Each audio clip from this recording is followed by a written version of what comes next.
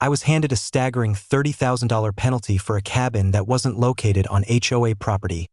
When I provided proof of this, the situation became incredibly fascinating. Imagine this. I'm in my self-constructed cedar cabin, with the steam from my morning coffee rising in the cool mountain air, clutching a pile of legal papers poised to disrupt my entire neighborhood. The aroma of freshly cut sawdust from my finishing touches still hung in the air, mingling with the scent of pine needles as I walked. That absurd fine notice was positioned on my kitchen counter, demanding $30,000 for an unapproved building constructed 847 feet beyond their legal reach. What they were unaware of, however, concerned property lines, dishonest HOA boards, and the consequences of provoking a retired electrician with nothing more to lose. How would you react if your HOA attempted to penalize you for something on your private land? Also, let me know where you're tuning in from. Post your state in the comments. I'm willing to bet you have your own HOA horror stories. My name is Garrett Steele, and just 2 years prior, I believe my retirement was completely planned out at 52, with 30 years as a union electrician behind me. I had a small nest egg that would allow me to enjoy my later years working in my shop, with my wife, Melody, encouraging me from the kitchen window. Cancer, unfortunately, had a different agenda. After Melody's passing, I found myself adrift in our Pine Ridge Estates home, feeling as lonely as a marble inside an empty coffee tin. The HOA mandated beige walls seemed to be shrinking around me, and each flawlessly groomed lawn served as a reminder of projects we would never complete together. It was then that I recalled Uncle Ray's 40-acre parcel in the Colorado foothills, a piece of wilderness he had willed to me that I had hardly seen since his funeral. The property was situated about 300 yards beyond the final HOA street sign, where the orderly suburbs transitioned into genuine pine forests and deer paths. Standing thereon, that first morning, inhaling the crisp scent of mountain air mixed with decaying leaves and hearing the distant hum of my diesel generator, I knew precisely what I had to construct. A modest cabin, nothing extravagant, just a place for a man to enjoy his coffee without his lawn's height being scrutinized. 3 decades of electrical work instill one lesson above all. Always secure the necessary permits beforehand. I had witnessed too many amateur builders get into trouble for constructing without official paperwork, so I went directly to the county office and applied for every permit required. Structural, electrical, and septic, it set me back an additional $300, but those small yellow permits would serve as proof that my 600-square-foot cabin was as legitimate as the ringing of church bells on a Sunday morning. This is when Vivian Hartwell makes her entrance. Vivian is the type of person who presents herself with her HOA title first, as if announcing a royal presence. HOA Board President Vivian Hartwell. She would declare, standing perfectly erect in designer pantsuits that likely cost more than my monthly pension at 58. She had the stiff demeanor of someone who had spent her career in corporate HR, and I'm certain she retained the predatory grin taught in seminars on handling difficult employees. She governed our 5-member HOA board as if it were her private domain. Pine Ridge Estates was her proudest accomplishment. Every mailbox was painted the mandated shade of forest green, every fence post was precisely 6 feet tall, and every flower bed contained only her pre-approved plant species. The woman literally kept a measuring tape in her handbag. I had observed her using it on a neighbor's lawn ornaments, an act that could be seen as either extreme dedication or pure madness, depending on one's viewpoint. Vivian had perfected what I term corporate condescension, that particular manner of speaking that makes "have a blessed day" sound like a threat. She would offer that tight-lipped smile whenever she addressed me, consistently finding ways to insert subtle criticisms about upholding our community standards, while her gaze conveyed a completely different message about blue-collar retirees who should know their station. The morning that everything shifted, I was struggling with a difficult window frame when I heard the unmistakable sound of expensive tires on gravel. Vivian's immaculate white Lexus came to a stop at my property line, and she emerged in impractical high heels that promptly began to sink into the soft ground. "Mr. Steele," she called out in a saccharine tone, making her way towards me, as if traversing a minefield. "I certainly trust you've obtained clearance for this little endeavor from the proper authorities." I pointed to my bright yellow permit placard, which was nailed to a pine tree nearby. "The county says it's all above board, ma'am." Her smile faltered momentarily, a barely perceptible twitch that I nonetheless noticed. "Well, county permits are one thing, HOA approval is an entirely different matter. That should have been my first warning, but my attention was on leveling the window, and to be honest, I assumed any sensible person would recognize that the HOA's authority stopped at the street signs. 2 weeks later, the certified letter was delivered. It demanded $30,000 for a cabin erected on land that had existed 15 years before her cherished HOA was even established. As I sat on my partially built porch, with my bitter coffee turning cold, I read the concluding sentence.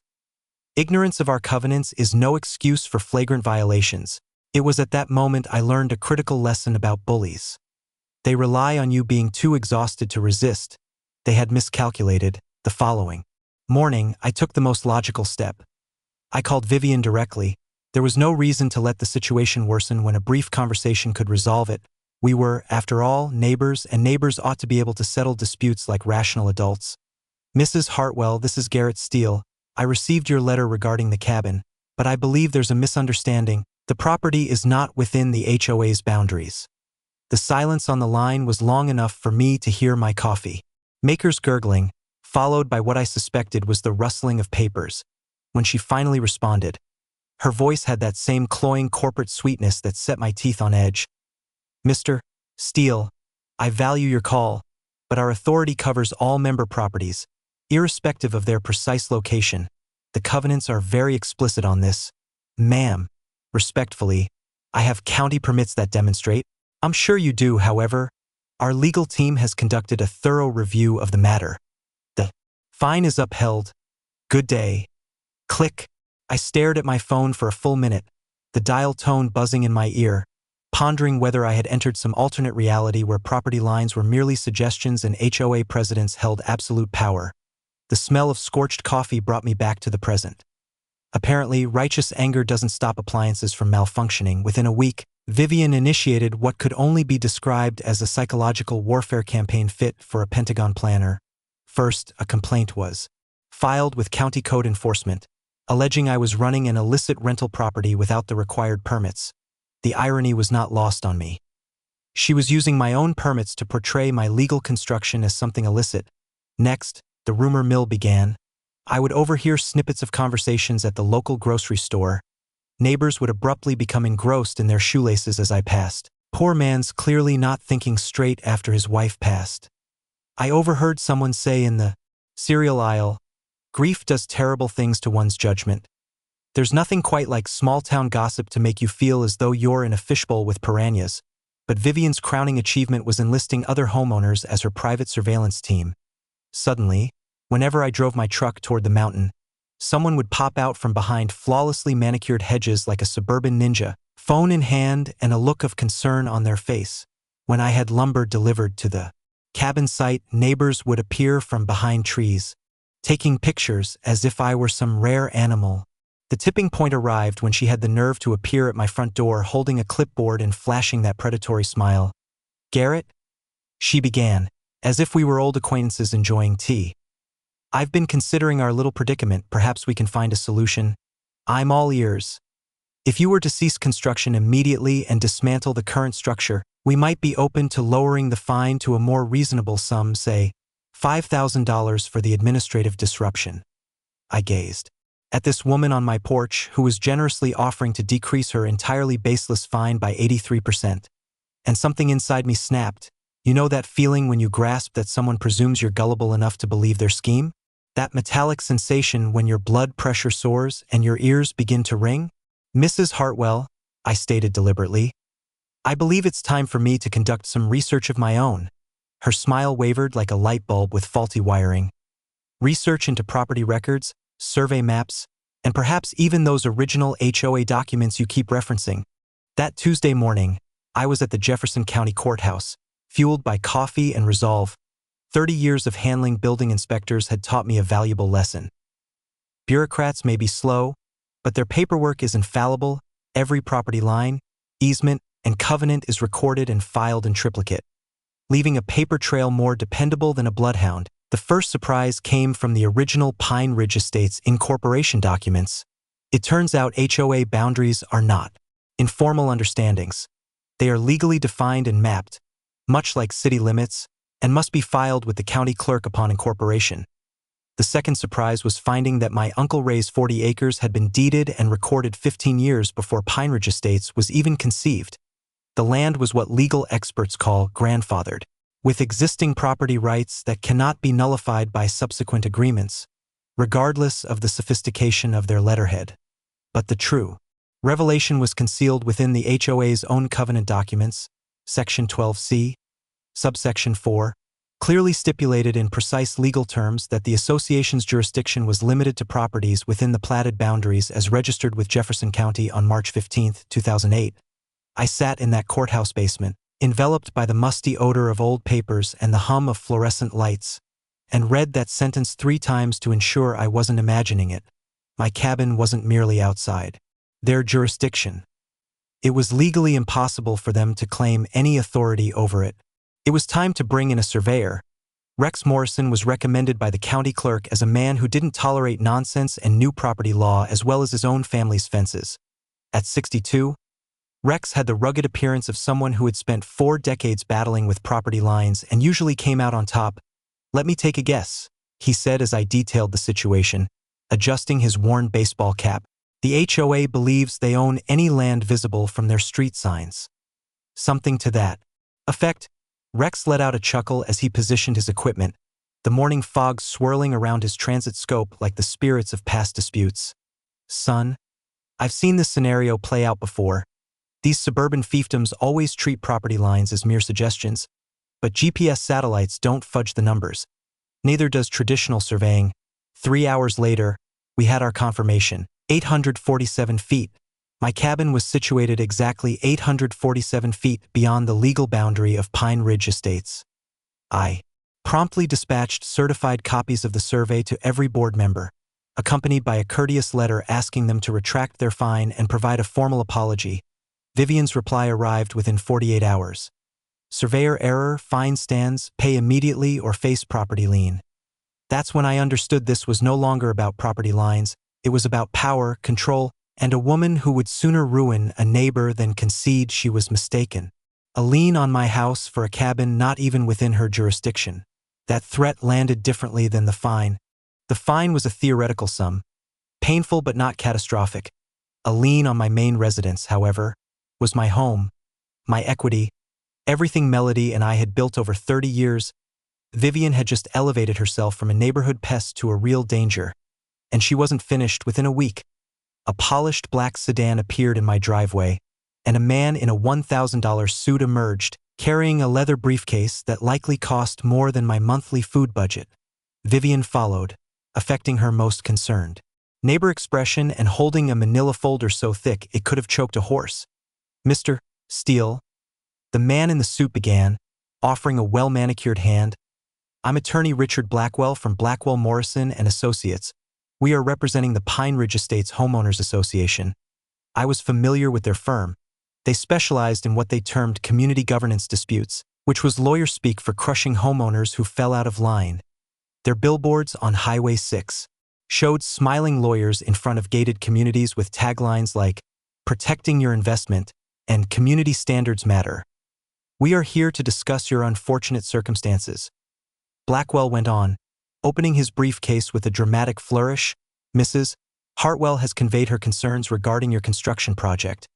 The cease and desist order he presented was a marvel of legal intimidation. 23 pages of whereas clauses and legal jargon that essentially meant, "Stop building now or we will make your life a living hell in ways you cannot fathom." But this is where Vivian committed her first tactical blunder.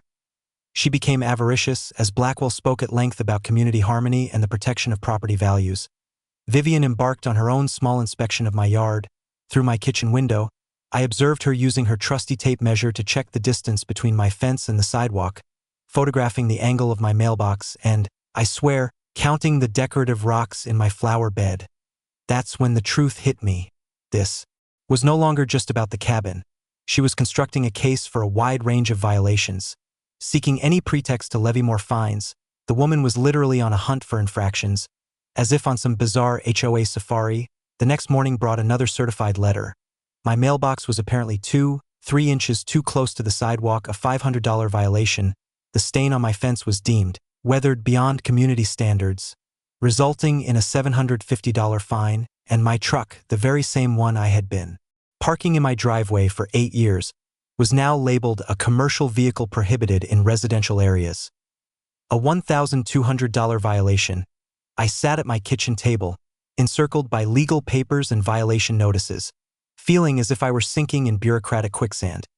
The aroma of fresh coffee couldn't quite cover the acrid taste of injustice that filled my mouth. It was then that I recalled something my old union steward would say: "When management brings in the fancy lawyers, it's time to learn their game." I returned to the courthouse, this time with a new objective. If Vivian intended to play by legal rules, I had to know exactly what those rules entailed. 3 days spent sifting through public records revealed something remarkable about HOA operations. They are mandated to submit annual reports to the Colorado Secretary of State, complete with detailed financial statements, and those statements were quite revealing. Pine Ridge Estates HOA collected approximately $180,000 each year in dues and fees. However, their declared expenses painted a peculiar picture. Legal fees alone amounted to nearly $45,000 in the previous year, which was 25% of their total budget. For a community of 120 homes where the most significant dispute was typically the timing of Christmas decorations, this figure seemed exorbitant. Then I discovered the true gem. Hidden in their vendor payments, Blackwell Morrison and Associates had been paid $67,000 over the last 18 months, purportedly for covenant enforcement activities. This averaged out to about $3,700 per month in legal fees for a neighborhood where disputes were mostly about lawn maintenance. Either Pine Ridge Estates was the most litigious community in Colorado's history, or someone was getting very comfortable using other people's money for legal intimidation. I chose to put a theory to the test. That evening, I went door to door throughout the neighborhood, armed with one straightforward question: "Have you ever been threatened legally by our HOA?" The responses were startling. Martha Henderson was fined $800 for planting roses instead of the approved marigolds. Bob Schmidt was hit with a $1,500 penalty for a visually disruptive satellite dish. Jennifer Walsh was served a cease and desist for operating a home-based accounting business, which was deemed a violation of commercial activity rules. Every single infraction had led to costly legal letters from Blackwell's firm, and every homeowner had eventually paid up rather than challenge it. The strategy was evident. Vivian had transformed HOA enforcement into a source of income, with Blackwell serving as her enforcer. But there was something she hadn't anticipated. I was retired, incensed, and had all the time in the world to investigate further. The next morning, I lodged a formal complaint with the Colorado Department of Regulatory Agencies, demanding a comprehensive audit of Pine Ridge Estates HOA's financial dealings. I then sent a certified letter to every homeowner in the community, outlining the legal fee expenditures and posing some direct questions about where their money was truly being spent. Vivian's reply was prompt. Another certified letter, this one threatening defamation charges for spreading false and malicious information about the HOA's operations. But something was different this time. Her threats seemed desperate, not intimidating. She was on the run, and we both were aware of it. She was running scared, and we both knew it. But frightened people in positions of authority do not back down. They escalate. The next phase came as an emergency community meeting notice, placed under every door in Pine Ridge Estates. The subject line stated, "Urgent community safety concerns regarding rogue member actions." The meeting was set for Thursday evening at the community center, with an agenda that made my blood pressure rise just by reading it. Item 1, a discussion of member harassment and defamation. Item 2, a proposal for a special assessment to cover legal defense against frivolous complaints. Item 3, the potential suspension of membership privileges for community disruption. In plain English, Vivian intended to portray me as a dangerous agitator, charge every homeowner to build her legal war fund, and then attempt to expel me from the HOA, which, ironically, might have addressed my initial problem if not for the fact that she was still asserting authority over my cabin. The woman had a knack for turning a win into a loss through sheer spite. I dedicated 3 days to preparing for that meeting as if I were a lawyer getting ready for a trial. Rex Morrison, bless his surveyor's soul, assisted me in creating a visual presentation that clearly showed where the HOA boundaries ended and my property started. We printed aerial photos, boundary maps, and copies of those incriminating financial reports on foam boards large enough to be seen from the last row. Thursday evening was gray and damp, with that kind of relentless Colorado drizzle. that makes everything smell of wet pine and impending storms. The community center was alive with a nervous tension as neighbors arrived, many holding copies of my letter about the legal fees. I could see the divide instantly. Vivian's allies gathered at the front, casting wary looks at the growing number of homeowners who had begun to ask difficult questions about their finances. Vivian initiated the meeting, dressed in her most commanding navy blazer and wearing a smile that could have frozen. Coffee in its tracks. Thank you all for coming to tonight's emergency session. We are here to address some grave concerns about a member who has opted to undermine our community's harmony through harassment and baseless accusations. She pointed at me as if I were an especially disgusting piece of roadkill. Mr. Steele has been disseminating false information about the HOA's finances and legal actions, seemingly in response to legitimate covenant enforcement. Tonight, we must determine how to safeguard our community from this pattern of destructive conduct. It was then that I rose, foam boards in hand, and posed the question that altered the course of everything. Mrs. Hartwell, before we get into my supposed harassment, could you please clarify for everyone where the HOA's legal authority actually begins and ends? Her confident demeanor wavered. Our authority applies to all member properties, as is explicitly stated in our covenants. I moved to the front of the room, unfolded my first display board, and gestured to the aerial photograph that showed the platted boundaries of Pine Ridge Estates outlined in red. According to Jefferson County records, our legal jurisdiction concludes here, at Granite Ridge Road. My cabin is situated here, I said, pointing to a location clearly outside the red line, 847 feet beyond our authority. A wave of murmurs swept through the attendees.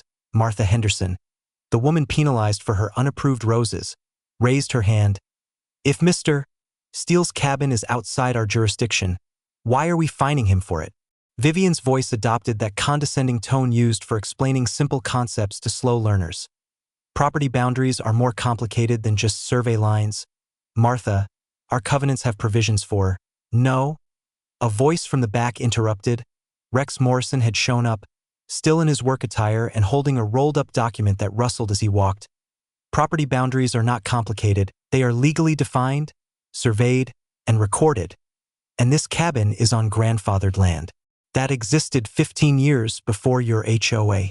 The room erupted as Rex unrolled an official county survey map and laid it out on the front table. Homeowners gathered around, pointing and questioning, while Vivian stood motionless, like a deer in the headlights. At that moment, Bob Schmidt, the satellite dish owner, posed the critical question. Mrs. Hartwell, if we are spending $67,000 on legal fees for illegitimate claims, what other covenant enforcements might be suspect? The floodgates burst open, one by one. Homeowners began to recount their own violation experiences. Jennifer Walsh's home business, which was restricted by rules not present in the original covenants. Tom Bradley's fence height, which was required to meet standards that contradicted county regulations. And Maria Santos's mailbox color, a mandate found in no official document. Each case had led to costly legal letters, and every homeowner had paid instead of resisting. The pattern was undeniable. Vivian had been fabricating violations to create income. This is absurd. Vivian finally snapped, her polished exterior cracking like old paint. You people have no idea how hard it is to uphold community standards when faced with unappreciative homeowners who challenge every move. These legal fees are essential for protecting your property values. The room went quiet. In that instant, every homeowner saw that they were dealing with someone who considered them not as neighbors, but as subjects in her private fiefdom. Rex Morrison's voice sliced through the silence. Ma'am, protecting property values doesn't mean violating property rights, and it certainly doesn't justify spending other people's money on fraudulent lawsuits. It was then that I revealed my final piece of evidence. Speaking of spending other people's money, I said, unfolding my last display board, let's discuss what became of the $23,000 raised for playground improvements that were somehow never constructed. Vivian turned deathly pale. The uprising had commenced. Vivian turned deathly pale, and the room suddenly felt charged, like the moment just before a storm hits. That electric atmosphere when everyone senses something significant is about to occur. That playground fund is being held in reserve while we negotiate with contractors. She stammered, but her voice lacked its usual commanding tone. The words sounded flat and rehearsed. as if she had practiced the line in a mirror. "For 3 years," Bob Schmidt called from the back. "My kids have been waiting for that playground since they were in kindergarten. They're in middle school now." Just then, an unlikely ally emerged. Josephine Carter, 78 years old and barely 5 feet tall, made her way to the front, carrying a worn cardboard box that seemed to have endured several garage sales. "Mrs. Hartwell," Josephine began, her voice carrying the weight of someone who had lived through the Depression and was not easily intimidated by corporate tactics, "I believe it's time we talked about my late husband's files." The room fell completely silent. Even the air conditioner seemed to pause. Harold was the HOA treasurer for 12 years before his stroke. Josephine went on, placing the box on the table with a thud that resonated like a gavel. "He kept meticulous records. An old habit from his accounting days, you see. Bank statements, receipts, meeting minutes, correspondence. Everything was cross-referenced and filed by date." Vivian's complexion had shifted from white to a sickly green, reminiscent of expired cottage cheese. "Mrs. Carter, I don't believe private financial records are suitable for—" "Oh, these are not private," Josephine cut in, lifting the box lid with the caution of a bomb disposal expert. Harold always maintained that HOA finances should be as clear as glass. He provided copies of everything to the State Oversight Board each year, just as the law demands. She extracted a thick manila folder, labeled Discrepancies 2019 to 2022, in Harold's neat script. You see, Harold had observed some inconsistencies before his stroke. Missing receipts, unexplained expenses, and payments to vendors who never delivered services. He had intended to bring these issues up at the 2022 annual meeting. The folder landed on the table with a slap that made everyone startle. But then Harold suffered his stroke, and you, Mrs. Hartwell, offered to take over his responsibilities during his recovery. How very kind of you, and how very convenient. I saw Vivian's hands begin to tremble as Josephine laid out Harold's perfectly organized documents. Bank statements with checks made out to non-existent contractors, invoices for legal services at 3 times the standard rate, and payments to Pine Ridge Property Management LLC, a company that, according to Harold's investigation, was merely a paper entity registered at Vivian's home address. Harold dedicated his final months to trying to sort out these discrepancies, Josephine said, her voice remaining at a conversational tone, yet holding everyone's complete attention. He estimated about $47,000 in unexplained spending over 3 years, money that should have been used for community improvements, snow removal, and actual maintenance. The figure lingered in the air like smoke.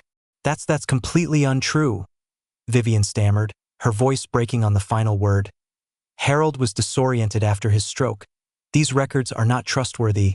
Josephine's gaze turned icy. "My husband's mind was as sharp as a tack until the day he passed. Young lady, are you implying that 40 years of professional accounting experience just vanished due to a minor stroke?" Rex Morrison leaned over the documents, his surveyor's eye-catching details others might have overlooked. "Ma'am, these bank records reveal systematic patterns. This isn't confusion. It's evidence of intentional financial manipulation." The pieces of the puzzle began to fall into place in my mind. Vivian's aggressive pursuit of my cabin fine wasn't about property values or enforcing covenants. It was about creating cash flow to conceal the funds she had already embezzled. The fabricated violations, the inflated legal fees, the special assessments. All were intended to replenish the money she had siphoned into her own accounts. She hadn't been managing an HOA. She had been operating a complex embezzlement scheme, using legal threats to silence anyone who got too close. My refusal to pay that fraudulent $30,000 fine had put the entire operation at risk of being exposed. "The question now," Josephine stated, closing Harold's folder decisively, "is what are we going to do about it?" It was then I realized this was no longer just about my cabin. This was about seeking justice for a whole community that had been systematically defrauded by someone they had entrusted to safeguard their interests. The conflict was far from over. It was just getting started. The war was just beginning. But now I was part of an army. The meeting concluded with Vivian storming out, muttering about elder abuse and malicious prosecution, while half the room erupted in angry discussions about stolen funds and betrayed trust. The other half sat in stunned silence, absorbing the fact that their HOA president had been methodically robbing them for years. Josephine Carter, bless her, invited anyone interested in seeking justice to her home the next evening. I'll brew some coffee, and we'll get this mess sorted out," she declared in that no-nonsense tone that had likely organized countless church potlucks and PTA events over the decades. 23 homeowners gathered in Josephine's living room, turning her comfortable space into a command center for what Rex Morrison called Operation Accountability. The aroma of fresh coffee mingled with the determined spirit of people who had finally reached their breaking point. Rex had brought backup. His friend Benjamin Cross, a retired lawyer specializing in HOA conflicts, who harbored a deep disdain for corrupt board members. At 65, Ben exuded the quiet assurance of someone who had spent 4 decades making bullies squirm in court. "First things first," Ben began, laying out legal documents on Josephine's dining table like a general mapping out a strategy. "We must grasp the full extent of this. From what I've seen, Mrs. Hartwell has committed several felonies, including embezzlement, fraud, and a breach of her fiduciary duty." He gestured towards Harold's neatly organized evidence. "The advantage of financial crimes is that they leave a paper trail. Every forged check, every phony invoice, and every unauthorized transfer serves as evidence in both civil and criminal proceedings." Martha Henderson raised her hand, as if in a classroom. "What about those fraudulent fines she's been imposing? Are those illegal as well?" "Absolutely," Ben confirmed, with the satisfaction of someone who had long awaited the chance to clarify this legal point. HOAs can only enforce legitimate covenants that are part of your recorded agreements. Creating violations to generate income is, quite simply, fraud. It was then that I learned something that should be a standard part of every high school civics curriculum. HOAs are corporations, subject to state and federal regulations just like any other business. They cannot arbitrarily invent rules and demand payment any more than a local supermarket can decide to charge you rent for shopping there. Rex opened his laptop and began what he termed our evidence inventory. "We have Harold's financial records, survey maps confirming the cabin's jurisdiction, and documented instances of fraudulent enforcement. But we need more." Jennifer Walsh, the victim of the home business violation, offered to survey every household in Pine Ridge Estates, compiling a record of every dubious fine and violation notice from the past 3 years. "If we're going to do this, let's do it thoroughly," she declared.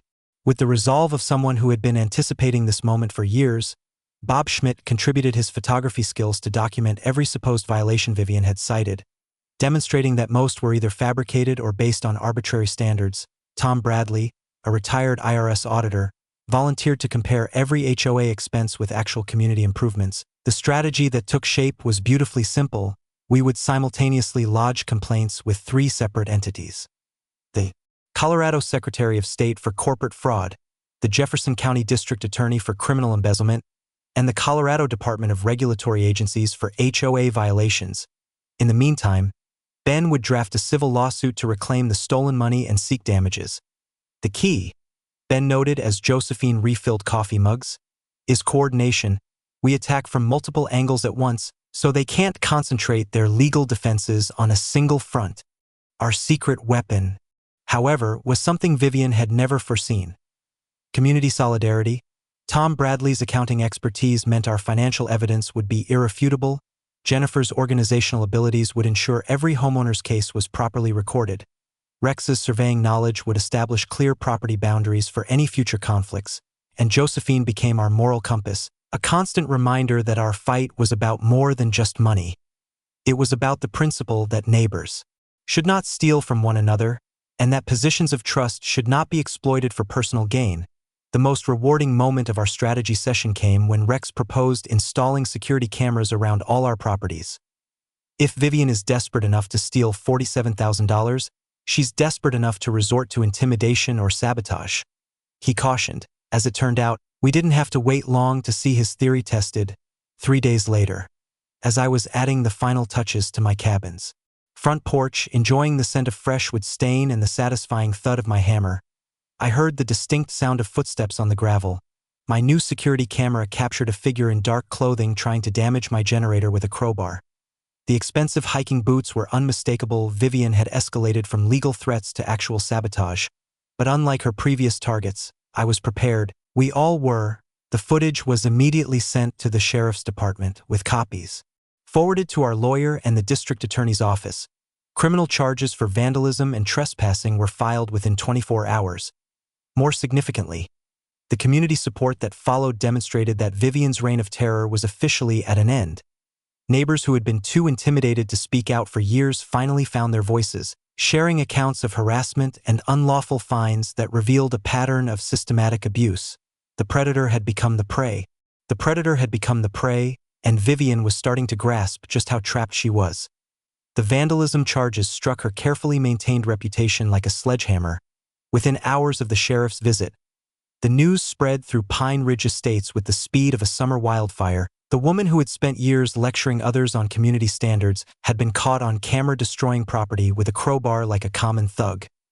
Yet, instead of retreating, Vivian escalated with the desperation of someone whose world was imploding. If I had assumed criminal charges would chasten her, I was about to discover the danger of a cornered narcissist. Her initial move was to hire a crisis management firm. Apparently, such companies exist to clean up the messes of corrupt HOA officials. Within 2 days, anonymous flyers began to appear on car windshields across the neighborhood, portraying me as a mentally unstable, grieving widower who had been harassing board members and endangering the community. The flyers were professionally designed, with graphics and bullet points detailing my supposed pattern of aggressive conduct. They even featured quotes from concerned neighbors describing my obsessive vendetta against proper HOA governance. The entire document read like a political attack ad crafted by a student of psychological warfare. Vivian's masterstroke, however, was the social media offensive. Fake Facebook accounts began posting in local community forums, spreading meticulously crafted narratives about my erratic behavior and threats toward board members. The posts were subtle enough to sidestep clear defamation but frequent enough to sow doubts about my credibility. Rex Morrison discovered the first fake profile when his daughter tagged him in a post about dangerous homeowners who were harming property values. The profile purported to be a concerned Pine Ridge resident, Sarah Johnson, but Rex's reverse image search showed the profile picture was of a stock photo model from Nebraska. She's trying to manage the narrative before our evidence becomes public, Ben Cross noted as we met at Josephine's to analyze the smear campaign. It's a clever tactic, actually. Discredit the messenger before the message can be heard. It was then we realized the full extent of Vivian's corrupt network. Tom Bradley's forensic accounting had revealed something that made our initial embezzlement claims seem like minor infractions. The fraudulent Pine Ridge Property Management LLC, which had been receiving HOA funds, wasn't just Vivian's personal slush fund. It was linked to a network of shell companies and kickback arrangements involving local contractors, law firms, and even county officials. Observe this pattern, Tom said, spreading bank records across Josephine's dining table as if solving a complex puzzle. Every significant HOA contract for the past 3 years was awarded to companies that paid large consulting fees to Pine Ridge Property Management, lawn care, snow removal, community upkeep. Everything was inflated by 30 to 40% to create kickback income.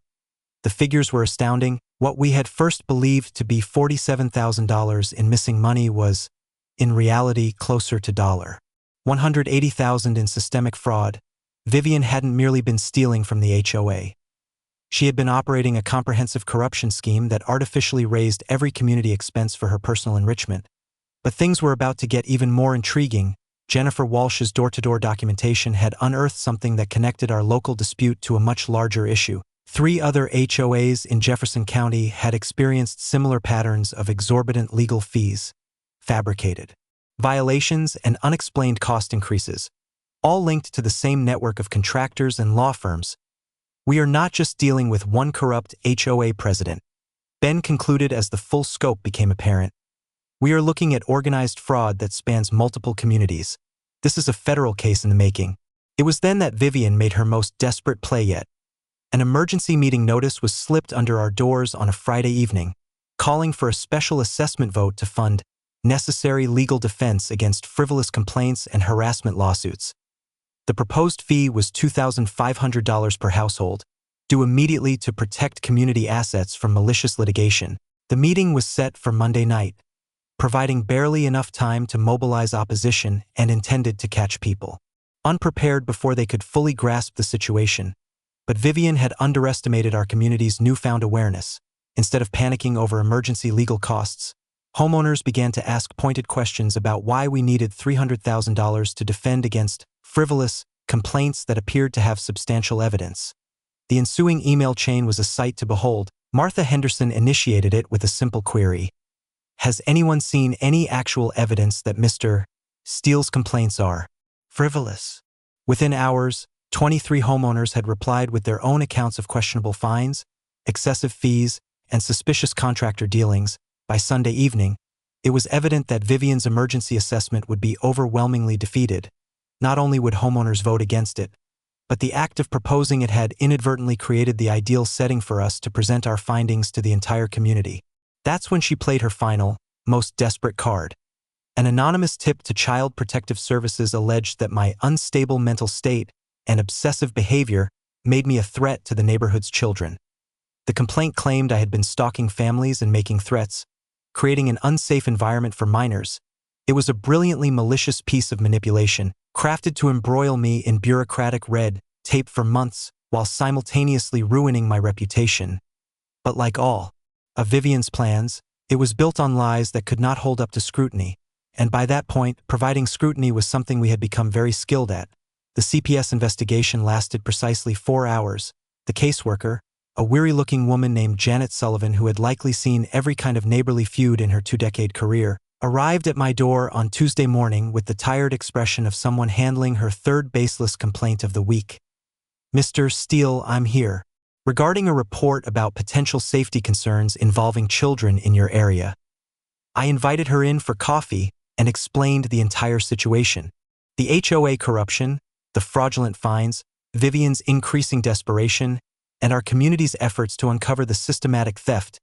Janet took notes as I presented the security footage of Vivian vandalizing my property, Harold Carter's financial records, and the documented history of fabricated violations. Let me guess, Janet said after examining the evidence. The person who made this complaint is the same one facing potential criminal charges for embezzlement. That would be correct. She closed her notebook with a snap that sounded like a judge's gavel. Mr. Steele, in my experience, people who steal from their neighbors rarely have genuine concerns for child safety. Consider this matter closed. But Janet's visit had an unforeseen consequence. Media interest, apparently. False CPS reports made in retaliation for exposing HOA corruption are a compelling human interest story. By Thursday morning, a reporter from Denver Channel 7 was on my phone, asking if I would be willing to discuss HOA abuse and community corruption for their weekend investigative report. It was then that Vivian made her most disastrous miscalculation. Instead of keeping a low profile while the criminal investigations were underway, she chose to fight fire with gasoline. She announced her own press conference for Friday afternoon at the Pine Ridge Estates Community Center, stating her intent to address malicious rumors and defend community integrity against harassment campaigns. The woman truly believed she could control the media narrative through sheer force of will. Rex Morrison and I got there an hour early and found Vivian arranging a makeshift podium, complete with printed talking points and what looked like a professionally designed slideshow on maintaining property values through strong governance. She had even set up folding chairs in perfect rows, as if she were presiding over a corporate board meeting rather than defending herself against embezzlement accusations. This ought to be good, Rex commented as we watched her rehearse her opening statement in a mirror she had leaned against the wall. The local media presence surpassed all expectations. Channel 7's investigative unit arrived with cameras and a producer who had clearly researched HOA corruption scandals. The Denver Post dispatched their community affairs reporter, who came prepared with questions about financial transparency in residential associations. Even the weekly Jefferson County Journal was there, sensing a story that would connect with their suburban audience. The real surprise, however, was the community turnout. Instead of the few loyal supporters Vivian had anticipated, nearly 80 homeowners filled the community center, many holding copies of Harold Carter's financial documents and their own violation notices. Vivian began confidently, reading from her prepared script about dedicated volunteer work and protecting community investments from baseless attacks. She portrayed herself as a victim of harassment, describing my legitimate property boundary complaints as an obsessive vendetta from someone clearly suffering from grief-related mental health problems. The first sign of trouble appeared when the Channel 7 reporter asked a straightforward question. Mrs. Hartwell, Could you explain why the HOA paid $23,000 to a property management company that is registered at your home address? Vivian's practiced smile wavered. Those are complex financial matters that are not appropriate for discussion in this setting. What about the playground fund? Bob Schmidt called out from the crowd. Where did that money go? Financial details are confidential board matters. Vivian retorted, her composure starting to crack like makeup in the summer sun. It was then that Josephine Carter rose in the front row, holding Harold's folder like a shield. Mrs. Hartwell, nothing about HOA finances should be kept confidential from the homeowners who fund them. The room erupted as homeowners began shouting questions about their own violation fines, inflated legal fees, and unexplained special assessments.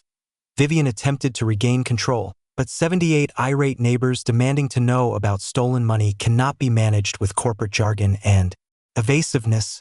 The final blow came when Jennifer Walsh raised her hand and asked the question that dismantled Vivian's entire defense. If Mr. Steele's complaints are just frivolous harassment, why did you attempt to vandalize his property with a crowbar? A dead silence fell over the room, the kind of silence that occurs when everyone realizes they are witnessing a person's world unravel in real time. Vivian's expression shifted through confusion, anger, and panic before landing on a desperate fury. That's completely false. This entire meeting is a setup, orchestrated by people who want to undermine community governance. The Channel 7 cameras recorded every word as she continued her tirade, accusing homeowners of conspiracy and elder abuse for questioning financial irregularities. She insisted that the media leave, threatened to sue anyone who repeated the malicious lies, and finally headed for the exit, shouting about ungrateful residents who failed to appreciate her years of dedicated service. But she never reached the door. Sheriff's Deputy Martinez was waiting in the lobby with an arrest warrant for grand theft, fraud, and breach of fiduciary duty. The cameras captured the moment Vivian Hartwell was handcuffed and escorted away, her corporate demeanor finally shattering as she screamed about being framed and subjected to malicious prosecution. The revolution was over. Justice had arrived, accompanied by handcuffs and news crews. Justice had arrived, accompanied by handcuffs and news crews. But the real culmination was yet to come. The arrest footage spread like wildfire within hours. By Saturday morning, HOA president embezzlement arrest was a trending topic on social media throughout Colorado, with news organizations as far as California and Florida covering the story. It seems that corrupt HOA officials facing consequences resonates deeply with frustrated homeowners everywhere.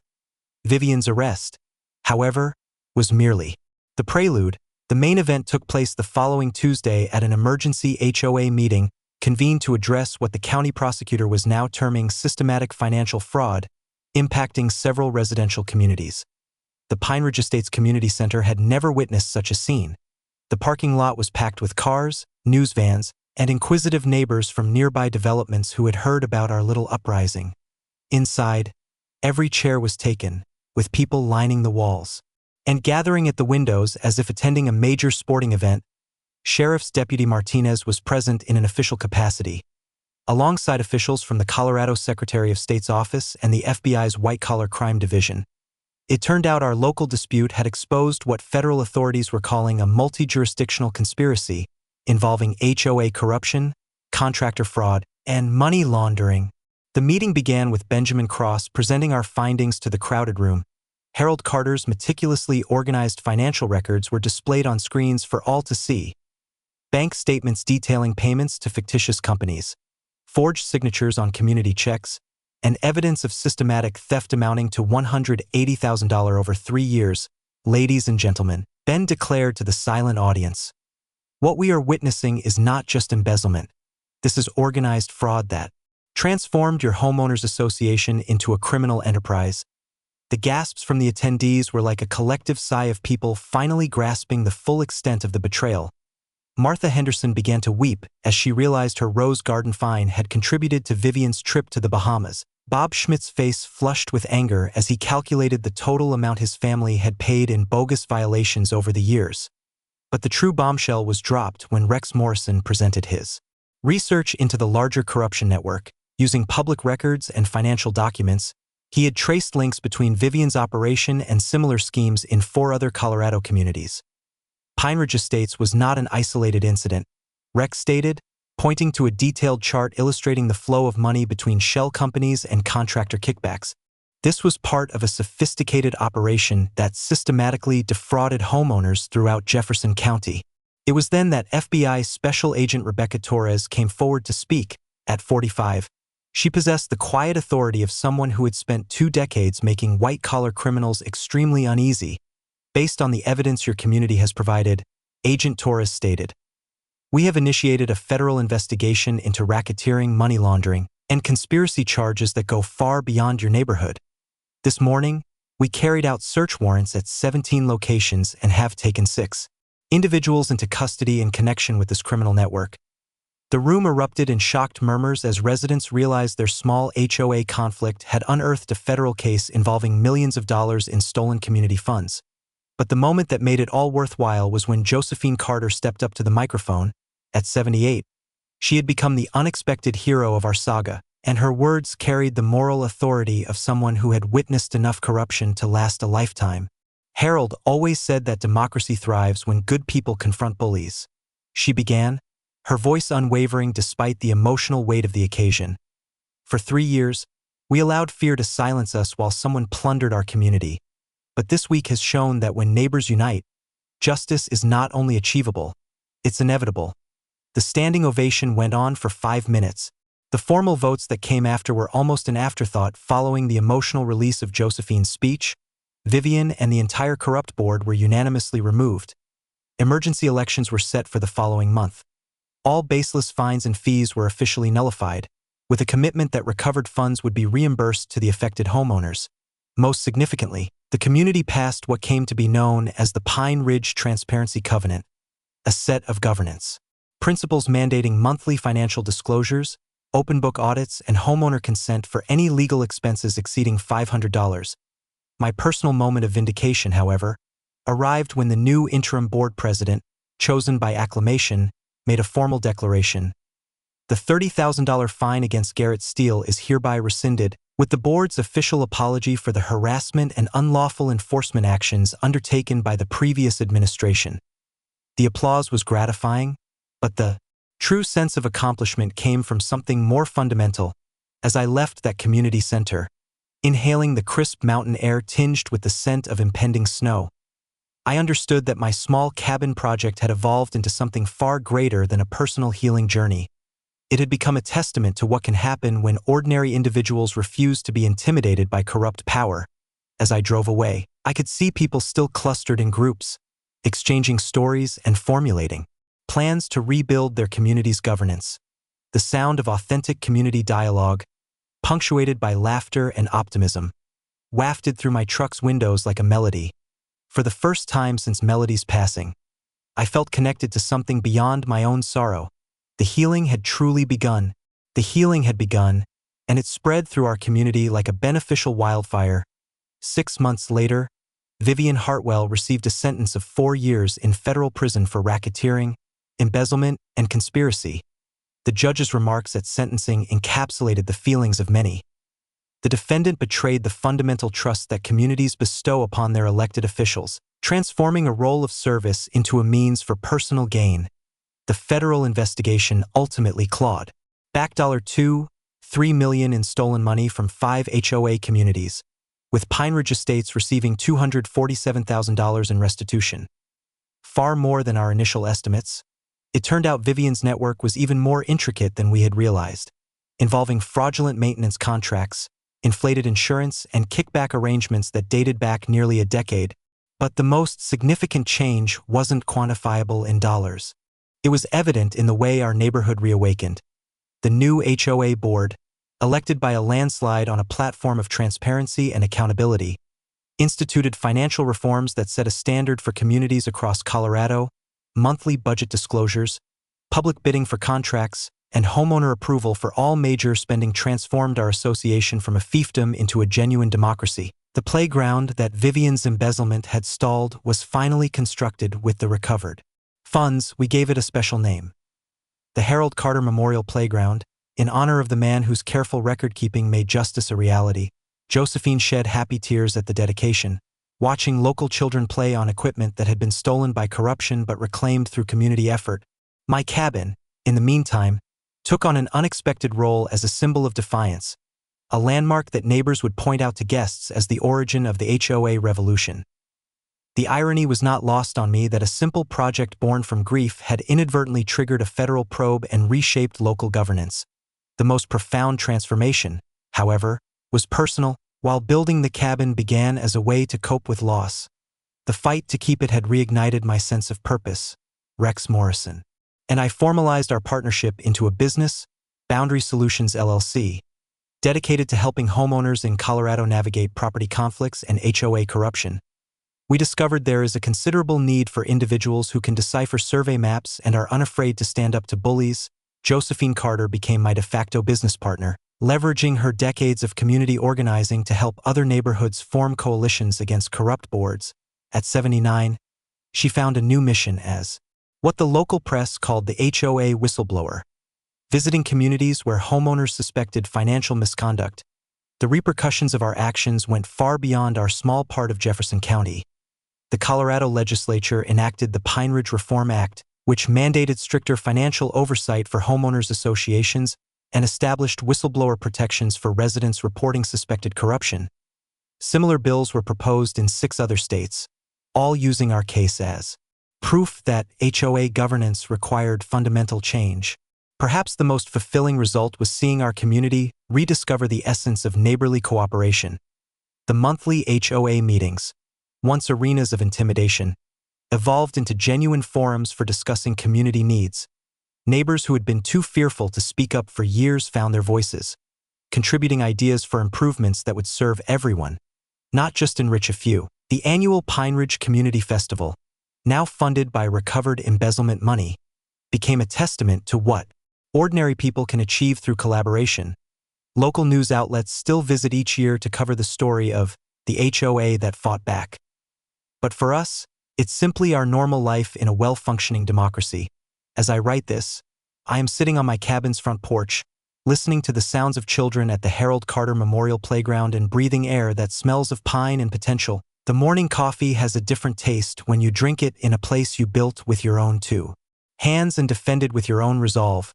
Melody would have been overjoyed to see our community unite like this.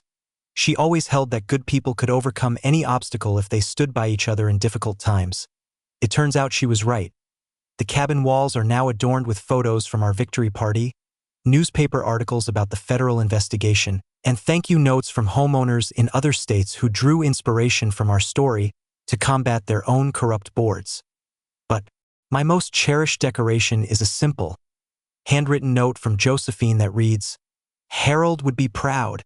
So, this is what I've learned from challenging a corrupt HOA and unintentionally setting off a federal investigation. Bullies rely on you being too weary, too intimidated, or too alone to push back. But when you take a stand, document every detail, and form alliances with neighbors who share your principles, even the most deeply rooted corruption cannot withstand the force of community scrutiny. Now, I'd like to hear from you.